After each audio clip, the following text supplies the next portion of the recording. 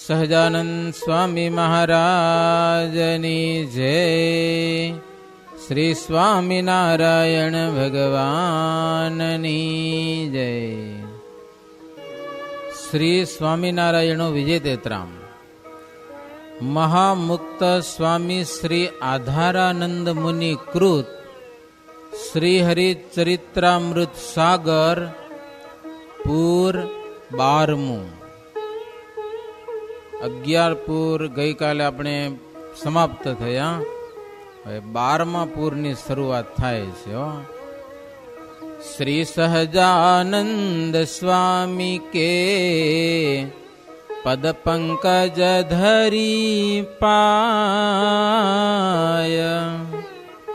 શ્રી સહજાનંદ સ્વામી કે પદ પંકજ ધરી માથ. વારંવાર વંદન કરત જોરી કે દોવું હાથ. તવ ચરિત્ર અપારહી તાકે લહે કૌન પાર. શારદ સે સમહે સહી વેદન લહત હી પાર. વેદન લહત હી પાર. પૂરની શરૂઆતમાં આધારાનંદ સ્વામી મહારાજને વિનંતી કરે છે કે હે મહારાજ, તમારા ચરણમાં મસ્તક ધરી અને વારંવાર વંદન કરી 2 હાથ જોડીને કહું છું, પ્રભુ આપણા ચરિત્રો અપાર છે, અપાર. કોઈ એનો અંત આણી શકે નહીં. શારદ શેષ મહેશ. શારદ એટલે સરસ્વતી દેવી. શેષ એટલે શેષ નારાયણ, જેના 1000 મોઢા છે. 1000 હો, આપણું તો એક જ મોઢું હોય ને. 1000 મોઢાથી બોલી શકે લ્યો, અલગ અલગ, તોય અંત આવતો નથી. મહેશ એટલે મહાદેવજી. એ સતત ધ્યાન કરે છે લ્યો, ભગવાનની મૂર્તિનું, ભગવાનના ચરિત્રોનું. આજે અમે ગયા હતા એક મહાદેવે, દંતેશ્વર મહાદેવ. હો, અમાસ કરીને શ્રાવણ મહિનાની મહાઆરતી કરી. હો, મહાદેવજીની મહાઆરતી. થોડાક ભક્તો ભેડા થયા હતા, વરસાદ હતો એટલે, નકો તો બહુ ઘણા થઈ જાય, ઓછા થઈ ગયા. સમજ્યા ને? આપણી શ્રદ્ધા કેવી એ કઈ ખબર પડે? ખબર આવું થાય ને તઈ ખબર પડે કેટલી શ્રદ્ધા છે. સમજ્યા કે નહીં? ઘટી જાય કે હવે કાંઈ નહીં, હાલો ને જાઓ તો ને આળસ થઈ જાય. શું થઈ જાય? આળસ થઈ જાય, આળસ. આધારાનંદ સ્વામી કે મહારાજ, આપણા ચરિત્રોનો કોઈ અંત નથી. હો, અપાર ચરિત્રો છે. શ્રીજી મહારાજે 2 આચાર્યોની સ્થાપના કરી. એક અયોધ્યા પ્રસાદજી મહારાજ અને બીજા રઘુવીરજી મહારાજ. રઘુવીરજી મહારાજને વડતાલ દેશ અને અયોધ્યા પ્રસાદજી મહારાજને અમદાવાદ દેશ સોંપ્યો છે મહારાજ. તો રઘુવીરજી મહારાજ મુક્તાનંદ સ્વામીને કહે છે, સ્વામી, શ્રીજી મહારાજ 11 વર્ષ ઘરમાં રહ્યા. રઘુવીરજી મહારાજ મુક્તાનંદ સ્વામીને કહે 11 વર્ષ ઘનશ્યામ ઘરે રહ્યા. અને પછી ઘર છોડ્યા સુધીની વાત અમારા દાદા રામ પ્રતાપજી અમને કહી છે બધી. લ્યો, રામ પ્રતાપજી તો ઘરે જતા ને, ત્યાં સુધીના ચરિત્ર એને બધી ખબર હોય. તો ઘર છોડીને ઘનશ્યામ મહારાજ નીકળી ગયા અયોધ્યાથી, ત્યાં સુધીની બધી વાતો રામ પ્રતાપજી, એના દાદા કહેવાય ને રઘુવીરજી મહારાજના, એ બધી વાત અમને કહી છે. વાતો એવી છે કે સાંભળીને આપણે આશ્ચર્ય થાય. હવે તો જો કે 12મા પૂરમાં પ્રવેશ કરીએ. રઘુવીરજી મહારાજ કે બીજા પૂરમાં 8 વર્ષ વનમાં ફર્યા. અને મુક્તાનંદ સ્વામીને કે સ્વામી, લોજપુરમાં તમને મહારાજ મળ્યા ત્યાં સુધીના ચરિત્રો બધા તમે કહ્યા, અમે બધા સાંભળ્યા. ભગવાનના ચરિત્ર સિવાય અંતરમાં કોઈ શાંતિ આવતી નથી. તમે ચરિત્ર સંબંધી જ્ઞાન અમને યથાર્થ આપ્યું અને તમે એવી કૃપા કરો કે તમે જે ચરિત્ર કહો છો તેનો કોઈ એક સંત જો ગ્રંથ બનાવે ને તો ચરિત્રો બધા સંચવાય. કારણ કે ગ્રંથ વિનાના ચરિત્ર લાંબા ટકે નહીં. ક્યાં સુધી હાલે? મહારાજના વખતમાં ભક્તો હતા ને તેથી જો રેકોર્ડિંગની વ્યવસ્થા નથી, બરાબર. અને એટલું બધું લખેલા ભણેલ એટલા બધા ન હોય કે લખી રાખે ચરિત્રો. એટલે એકબીજા પાસેથી સાંભળીને યાદ રાખતા બધા. જો સુવાસની ભાભી મહારાજ વનમાં ગયા ત્યાં સુધી બધા ચરિત્રો મોઢે બધા યાદ. એમ યા સત્સંગમાં આવ્યા પછી લાડુબા હોય કે જીવબા હોય કે બધા ચરિત્રો એની પાસેથી સાંભળી લે અને બધા યાદ રાખે. યાદ રાખવાની જ વાત મોટી હતી દીદી. કેટલાક સંતો અને કેટલાક ભક્તો લાડુબા કે જીવબા, હવે મહારાજ ગમે તે ગામમાં ફરવા જાય તો ભેગું તો જવાય નહીં. તો શું કરે, એના ભેગા જે ગયા હોય ને કોઈ ભગત કે પાર્ષદો કે ગમે તે, એ આવે એટલે જે ગઢપુરમાં હોય સંતો, એ મહારાજ 15 દી ફરી આવે, મહિનો 2 મહિના 4 મહિના જેટલું ફરી આવે ને દરરોજના ચરિત્ર જે ભેગા જાય ને એને યાદ રાખવાનું પાછા. સમજાય કે નહીં? મહારાજ ભેગા ગયા હોય બધું યાદ રાખવાનું. તમે વિચાર કરો, ટોટલ મહારાજનું એક દિવસનું સંપૂર્ણ ચરિત્ર. સભામાં મહારાજ શું વાત કરી, કોના ઘરે જમ્યા તો શું જમ્યા, લ્યો. જમતા વાત કરી હોય તો એ વાત યાદ રાખવાની. નાતા મહારાજ વાત કરી હોય ને તો એ વાત યાદ રાખવાની. હાલતા ચાલતા મહારાજ કંઈક ચરિત્ર કર્યું હોય તો એ યાદ રાખવાનું.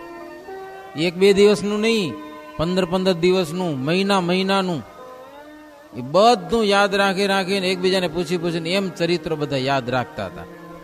પણ રઘુવીરજી મહારાજ કે સ્વામી એમ યાદ રાખીને પરંપરા કેટલી હાલે કે ચરિત્રોની, ક્યાં સુધી રે અને કેટલા માણસો યાદ રાખે? ભવિષ્યમાં ભક્તો આ ચરિત્રો ક્યાંથી સાંભળી શકે? એટલા માટે જો ગ્રંથ જો રચાઈ જાય તો ભવિષ્યમાં ગમે ત્યારે ભક્તોને આવા મહારાજના ચરિત્રોનો લાભ મળતો રહે. અને ગ્રંથમાંથી ચરિત્રો સાંભળે એનો મોક્ષ થાય. ત્યારે મુક્તાનંદ સ્વામી કહે છે, તમે જે પ્રમાણે સંકલ્પ કરો છો એ શ્રીહરિની ઈચ્છા પ્રમાણે કરો છો. શ્રીહરિ કોઈ સંતમાં પ્રવેશ કરી અને ગ્રંથ કરાવશે કે હા તમને સંકલ્પ થયો છે તો ગ્રંથ રચાશે.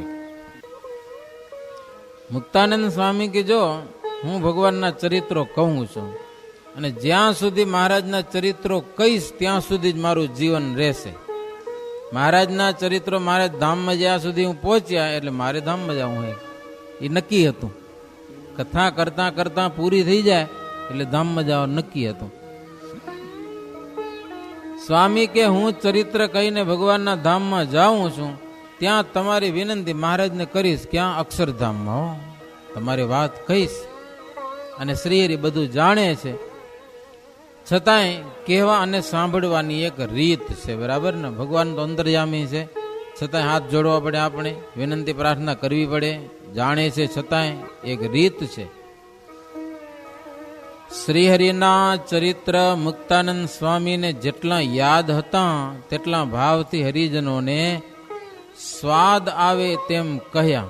લ્યો, એમને એમ નહીં, હો, સ્વાદ આવે એમ. લ્યો, ચરિત્રોમાં પણ સ્વાદ છે.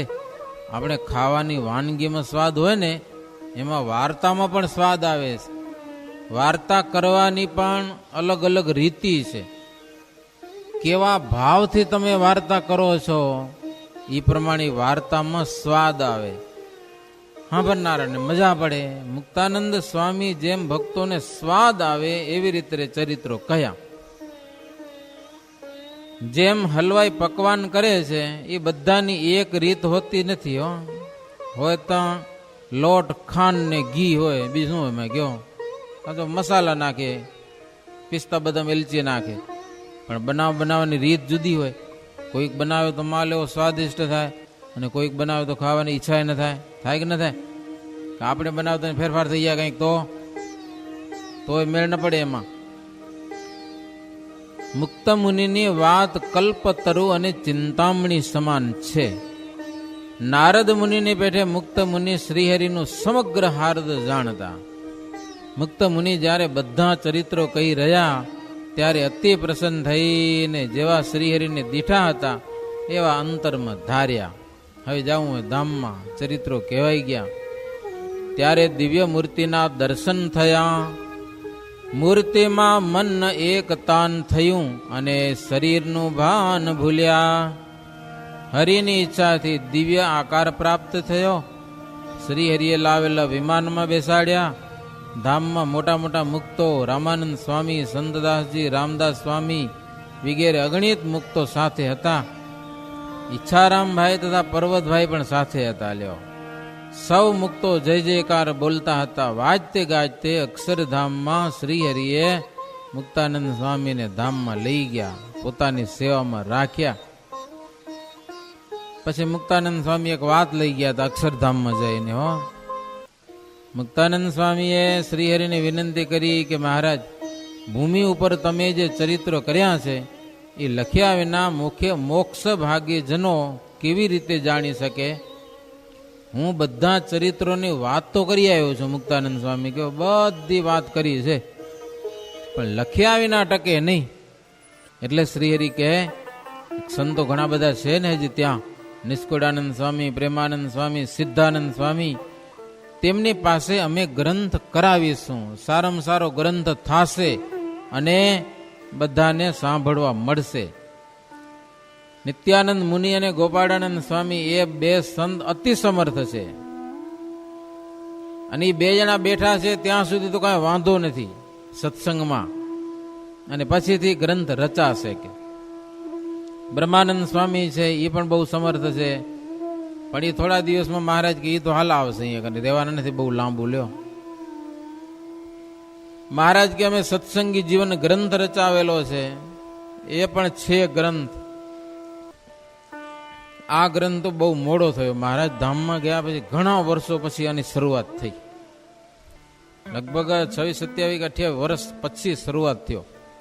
અને સિદ્ધાનંદ સ્વામી, આધારાનંદ સ્વામી બહુ મોટી ઉંમરમાં ગ્રંથ શરૂ કરેલો. પણ હું સુધી મહારાજના ચરિત્રો લખવાની, એટલે શરીર કામ નહોતું કરતું, છતાં પણ લખતા જ રહ્યા. 28 પૂર લખી નાખ્યા.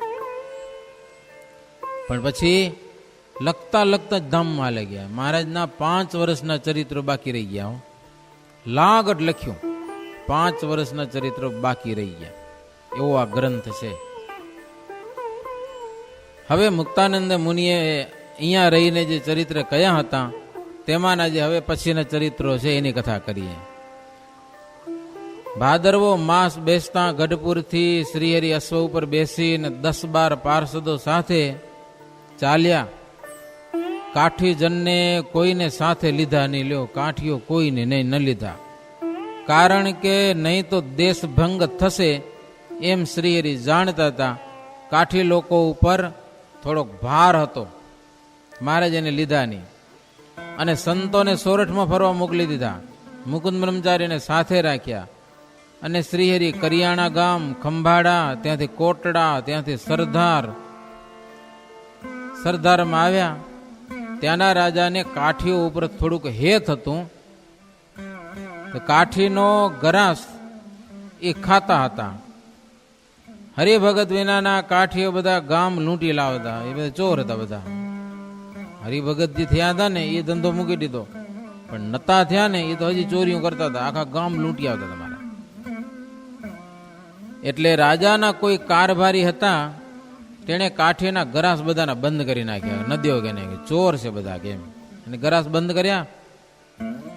પછી તો રાજાની ફરિયાદે ગયા, તો જે રાજાનો જે કારભારી હતો ને રાજાને મળવા જ દીધા નહીં. કાઠીઓને બધાને આવા ન દીધા બાજુમાં. અને રાજા તો કારભારી જેમ કરે, જેમ સમજાવે એમ કરે. એટલે કાઠી લોકોને બહુ દુઃખ થયું. રિસાઈને 200 જણા બધા ભાગી ગયા, ગામ છોડીને પર્વતમાં જઈને છાના રહ્યા. એમાં વળી 200 સવારો ભેગા થયા. 200 જણા શું ઘોડા ઉપર બેહીને હથિયાર લઈને નીકળ્યા કે આપણે કઈક આનો નિર્ણય મળે એટલા માટે. પહેલા તો આસુંદર ગામમાં આવ્યા. ત્યાં ગામમાં ખબર પડી કે કાઠીઓ બધા આવે છે, એટલે ગામના માણસોને એમ કે આપને લૂંટશે. એટલે ગામના માણસો સાવધાન થઈ ગયા હતા અને કારભારીએ સૂચના આપી દીધી કે કાઠીઓ આવે તો આવા દેતાની ગામમાં. એટલે જ્યાં ગામના દરવાજે આવ્યા બધા 200 કાઠીઓ, ત્યાં તો ગામના માણસો ગોલી હલાવ્યો એની સામે. ગામના માણસો બંદૂક ચલાવી, એમાં કુંડળના હાથિયા પટગર કરીને સુરવીર કાઠી હતા, તેને ગોલી વાગી. સત્સંગી હતા પણ ગોલી વાગી એટલે એ ઢળી પડ્યા. ઉત્સાહ બધાનો ભાંગી ગયો કાઠીઓનો.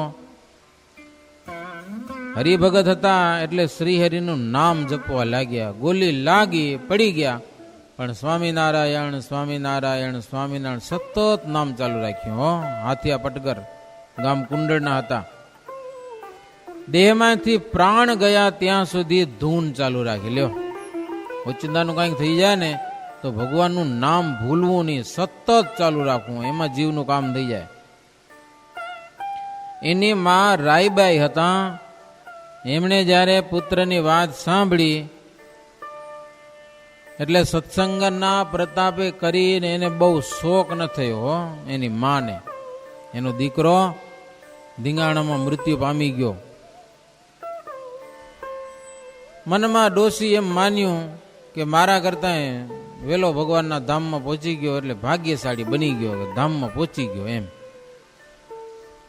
હરિજન હોઈ તન છોડ ના જોવું, તેહી સમ બળ ભાગી ન કોવું.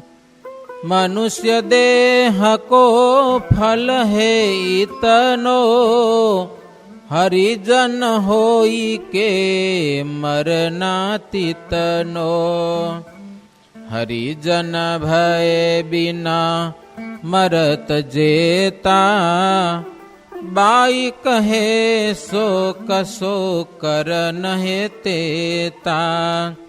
હરિ જબ સુને સો બાઈ કી બાતા, ધન્ય કહે એહી જો માતા. શું કે ભગવાનના ભગત થઈને દેહ છોડવો એ ભાગ્યની વાત છે. ભગવાનના ભગત થયા વિના એમને મરી જાવું એ તો હાવ ફેલ ગયા, માનવ જન્મ હાર્યા કહેવાય. શ્રીજી મહારાજે જ્યારે આ રાઈબાઈની વાત સાંભળી ત્યારે મહારાજ કે ધન્ય ધન્ય છે ડોશીને દીકરો મરી ગયો છતાં પણ એ ભગવાનના ધામમાં પોગી ગયો એવું માન્યું, શોક ન કર્યો એણે.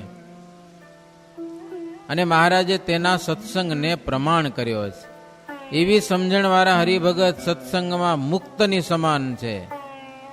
સત્સંગને અમૃત રૂપ માને છે તેવા હરિભક્તને અમે જ્યારે દેખીએ છીએ ત્યારે શ્રીહરિ કે અંતરમાં અમને બહુ આનંદ થાય છે. અને કાયરને દેખીને મહારાજ કે ઉદાસ થઈ જવાય છે. જો આવી સમજણવાળા ભક્તો, કેની સમજણ વખાણી? ગામ કુંડળના રાઈબાઈ. સત્સંગની એટલી બધી સમજણ, મહારાજ બહુ રાજી થયા. આવી સમજણવાળા હરિભક્તો કે મહારાજ કે અમે એને જોઈએ ને તોય બહુ આનંદ થાય. પછી તો રાજા બહુ બુદ્ધિશાળી હોવાથી કાઠીઓને બોલાવ્યા અને કાઠીને જેણે જેણે દુઃખ દીધું હતું તેને કાઢી મૂક્યા. જેનો જેટલો કર હતો તેને તેટલો આપ્યો. બધાને શિરપાવ આપી જમાડીને ખુશી કર્યા. કાઠી બધા પોતાને ગામ આવીને સુખેથી વસ્યા. એ સાંભળીને શ્રીહરિ રાજા ઉપર પ્રસન્ન થયા. જે કાઠી હરિભગત થયા હતા તે સરદાર આવીને શ્રીહરિને પગે લાગ્યા. શ્રીહરિએ પ્રસન્ન થઈને તેમને 2-3 દિવસ રાખ્યા. પછી શ્રીહરિ તૈયાર થયા એટલે કાઠીઓ પણ પોતપોતાને ગામ ગયા. આ થોડી કાઠીઓની કથા લખી હો, નહીતર કાઠીઓ વશમાં બહુ હતા સમજા. એ સમયમાં કાઠિયાવાડના કાઠીઓ એટલે વાત જવા દો એમ. એવા વશમાં હતા કે કોઈના કબજામાં એ આવે નહીં. લડાઈ કરીને મરી જાય પણ કોઈને નમે નહીં, એવા વહમાં કાઠીઓ હતા. હગીમાના હાડલા તાણે લ્યો, બૈરાની બી મસ્કરી કરે એવા હરામી. એને વશ કેમ કરવા? શ્રીજી મહારાજે જાય અને કાઠિયાવાડમાં જ મહારાજે ધામા નાખ્યા અને બધા કાઠીઓને એવા વશ કર્યા કે મહારાજની જીભ વડે એમ કાઠીઓના શરીર વડે હો, જેમ મહારાજ કે એમ કરે. પછી શ્રીજી મહારાજ ત્યાંથી ગોંડલ, જેતપુર, ફણેણી, ધોરાજી, ભાડેર, મેઘપુર, માણાવદર, પીપલાણા, આખા, અગતરાઈ આ બધા ગામમાં ફરતા ફરતા છેલ્લે કાલવાણી પ્રભુ પધાર્યા. કાલવાણીના ભક્તજનો શ્રીહરિને સન્મુખ આવ્યા છે. ત્યાં સંતની વિશાળ જગ્યા બનાવી સંતોને ઉતરવા માટે. ત્યાં શ્રીજી મહારાજ ઉતર્યા છે. શ્રીજી મહારાજની પાસે એક લાલજી હતા, નાના લાલજી જોયા છે ને તમે? એક હાથમાં લાડવો હોય અને એક હાથ ખોડ્યો હોય, એને કહેવાય લાલજી. તુલસીવા પરણાવીએ ત્યારે અમે લાલજીને પરણાવવાનું આવે. તો મહારાજ પાસે લાલજી બહુ ચમત્કારી હતા. અને મહારાજ કાલવાણીમાં ગયા તો એ ગામના બધા કણબી લોકો, એમ લખ્યું એમ સમજા ને, તુલસી પરણાવવાનું નક્કી કર્યું. બધા તુલસીબાઈ પરણાવવા છે. એટલે લાલજીને 3 દિવસ ફોલકે ફેરવ્યા. લાલજી ભેગા શ્રીજી મહારાજને બેસાડ્યા હો ફૂલેકે, સમજા ને. 3 દિવસ સુધી મહારાજ કાલવાણીમાં લાલજી ભેગા ફૂલેકે ફર્યા. ફૂલેકાની પણ અપાર શોભા થઈ. વાજા વાગે, મહારાજ ભેગા આવે એટલે હરિભક્તો ઘણા બધા આવે. સુવર્ણની સુખપાલમાં, સુવર્ણના સિંહાસનમાં સુવર્ણથી શણગારીને શ્રીહરિને બેહાર્યા હતા. મહારાજને પણ એટલા શણગારીને બેસાડ્યા હતા. ગામના માણસો પણ સરસ મજાના વસ્ત્રો પહેરી અને એમ બધા ફૂલેકામાં ભેગા ભેગા. આવો વિવાહ કીધી આવશે કે લ્યો, તુલસી વિવાહ તો આપણે ઘણી વાર કરતા હોઈએ, પણ આવો વિવાહ જગતમાં જોયો નથી કે ખુદ ભગવાન ફૂલેકે બેઠા હોય. સરસ મજાનો વરરાજાનો પાછો વેશ મહારાજે ધારણ કર્યો હોય, હોણાના દાગીના પહેરાવ્યા હોય મહારાજને, સરસ મજાની પાંખ અને સુવર્ણમય સાજવાળા ઘોડા ઉપર શ્રીહરિ બેઠા હતા. માંગરોળ બંદરના અને સોરઠના અને બધા હરિભક્તો આવ્યા હતા. એ ફૂલેકે ફરી લાડુ ઘોડામાંથી બેને જાય નહીં, ક્યાંક ગાડામાંથી હોય ને ક્યાંક ઘોડામાંથી. અમારે અંજારમાં ઘોડાનો રિવાજ વધારે. અને અંજારમાં એવું હોય, ગમે એ પરણ તો હોય તો એ સ્વામિનારાયણ મંદિરમાં આવે, દર્શન કરવા તો આવે જ, સમજા ને. ઘોડા ઉપર બેહીને પરણ તો હોય તો મંદિરમાં દર્શન કરવા આવે, ત્યાં એવો રિવાજ છે. તો શ્રીજી મહારાજ વેદ વિધિ પ્રમાણે 10મે દિવસે તુલસીનો વિવાહ કરાવ્યો. પછી તો લગ્નમાં ફટાકડા તો ફોડવા પડે ને, હે? પછી તો દારૂખાનું ફોડ્યું હો, જબરજસ્ત આતશબાજી. આ બાજુ બ્રાહ્મણો વેદ મંત્ર બોલતા હોય ને એક બાજુ ફટાકડા ફૂટતા હોય ને ધમધોકાર. મહારાજ લાલજીનો વિવાહ જોરદાર શ્રીહરિ કર્યો. મંડપમાં પણ શ્રીહરિ લાલજીની પાસે જ બેઠા હતા. લાલજી તોરણે આવે એટલે પોંખવાનું હોય. તમને કોઈ લગ્ન કર્યા હશે ને ખબર હશે,